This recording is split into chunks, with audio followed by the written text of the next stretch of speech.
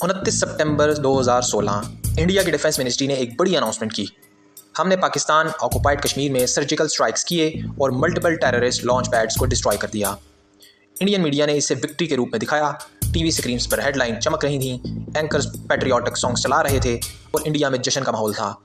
लेकिन सवाल ये है, क्या ये रियलिटी थी या एक carefully crafted propaganda strategy? Indian सरकार के मुताबिक यह ऑपरेशन उड़ी अटैक के जवाब में किया गया था, जिसमें 18 इंडियन सोल्जर्स मारे गए। ऑफिशियल नैरेटिव कहता है कि स्पेशल फोर्सेस ने रात के अंधेरे में लाइन ऑफ कंट्रोल क्रॉस किया, टारगेट डिस्ट्रॉय किए और सेफ वापस आ गए। प्रेस ब्रीफिंग में डिफेंस ऑफिशियल्स ने यह भी कहा कि ऑपरेशन का वीडियो एविडेंस एग्जिस्ट करता है, लेकिन इंटरेस्टिंग बात यह है, इस एविडेंस को कभी पब्लिक नहीं किया गया। दूसरी तरफ पाकिस्तान आर्मी ने सर्जिकल स्ट्राइक्स को कैटेगोरिकली डिनाई किया। उनका कहना था कि सिर्फ क्रॉस बॉर्डर फायरिंग हुई थी, जिसमें 2 पाकिस्तानी सोल्जर्स शहीद हुए, लेकिन कोई ग्राउंड इन्वेजन नहीं हुआ। उस वक्त के DGISPR lieutenant general Asim Bajwa ने कहा, कोई सर्जिकल स्ट्राइक नहीं हुई, अगर होती तो हम प्रॉपर मिलिट्री रिस्पॉन्स देते। पाकिस्तान ने फ़ौरन जर्नलिस्ट को LOC ले जाके ग्राउंड सिचुएशन दिखाई, लेकिन इंडियन साइड ने इंटरनेशनल मीडिया को LOC टूर नहीं करवाया। इंडियन टीवी चैनल्स ने इस ऑपरेशन को फुल ब्लोन सिनेमैटिक ट्रीटमेंट दिया। एनिमेशन वीडियोस बनाए गए, ड्रामेटिक बैकग्राउंड म्यूजिक के साथ दिखाई गई।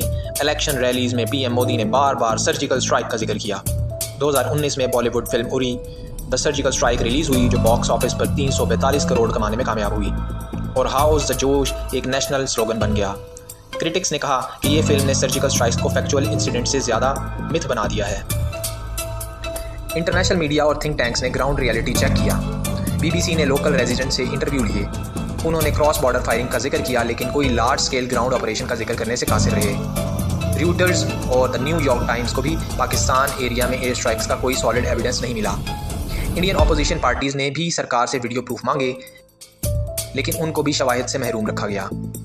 2018 में इंडियन आर्मी ने प्रेशर में आकर खुद साख्ता एडिटेड वीडियो रिलीज़ किया, जो थर्मल इमेजरी और ड्रोन फुटेज पर बेस्ड था, लेकिन जिसकी इंडिपेंडेंट वेरिफिकेशन पॉसिबल नहीं।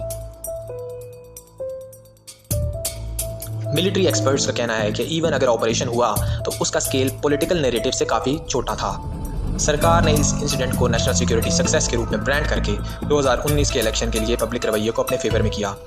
एक रिसर्च के मुताबिक 2016 के बाद BJP का approval rating national security issues पर 20% से ज़्यादा इंक्रीज़ हुआ, यानी सर्जिकल स्ट्राइक नैरेटिव ने पॉलिटिकल कैपिटल जनरेट किया। इन तमाम शवाहिद से ये बात साबित होती है कि इंडियन लोग बस मूवीज़ देखना चाहते हैं जिसमें उनको दिखाया जाए कि किसी तरीके से पाकिस्तान पर कब्जा हो गया है और इससे वो खुशी महसूस करें। यही वजह है कि उनकी सरकार को भी ये बात पता है कि ऐसा मंजन कई बार उनको चिपका कर वोट लिया जा सकता है। हुकूमतें और सरकार बस अपने मफाद के लिए आवाम को जंग का चूरन बेचकर उनकी गुर्बत की फ्रस्ट्रेशन पाकिस्तान पर निकाल देती है, जबकि खुद उनको दोनों हाथों से लूटती है। और जब उनसे पूछा जाए कि इंडिया के लिए आपने क्या किया है, तो वो कह देते हैं कि हमने राफेल ख़रीदा है और सर्जिकल स्ट्राइक्स किए हैं।